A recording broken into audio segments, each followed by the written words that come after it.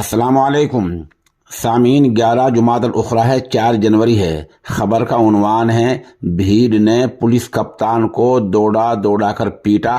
मामला छत्तीसगढ़ का है। खबर थोड़ी तफसील से सुनिए।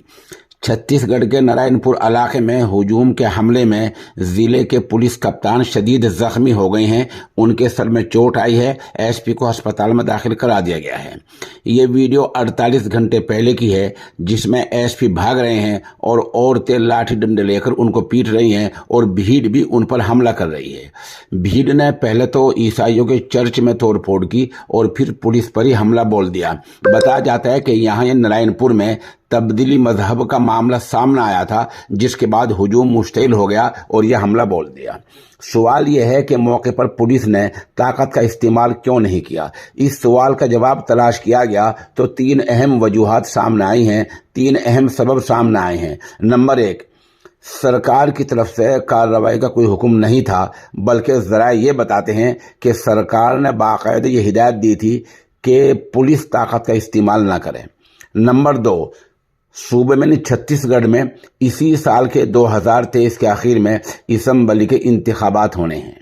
नंबर 3, कबायलियों यानी आदिवासियों के लिए खुसूसी कानून बना हुआ है, जिसके तहत जांच के बगैर किसी की गिरफ्तारी नहीं हो सकती है।